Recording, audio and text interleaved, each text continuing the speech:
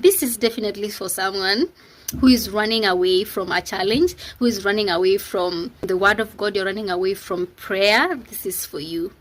Get in here, guys. I have a word. So I was doing my Bible study right here and something just clicked, which is so exciting. I know you've heard this a million times, that your challenges are building you up for something bigger, that what you're going through now is preparing you for something bigger. I know you've heard it a million times, but hear me out this time. Okay, so I was doing 1 Samuel chapter 22 and 23, and it's talking about the story of David fleeing from Saul.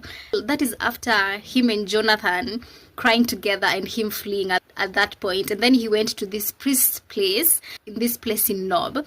He didn't have anything, so he wanted food, which was bread, and then he wanted a sword to prepare for battle. And then something that stands out for me is that the only sword present is actually the sword of Goliath. Now, let's roll it back. In 1 Samuel chapter 17, when David is meeting Goliath for the first time and is offering to fight Goliath, David couldn't handle the weight of the armor things, the helmet, he couldn't handle it. In between David meeting Goliath and now David running away from Saul and him being able to carry the weight of the sword now of Goliath, what happened in between here was Saul sending David to battle in intention to kill David. Instead, he was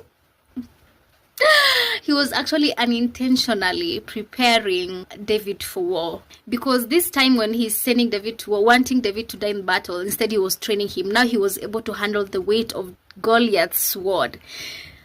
Okay, the sword in Ephesians chapter 6 means the word of God.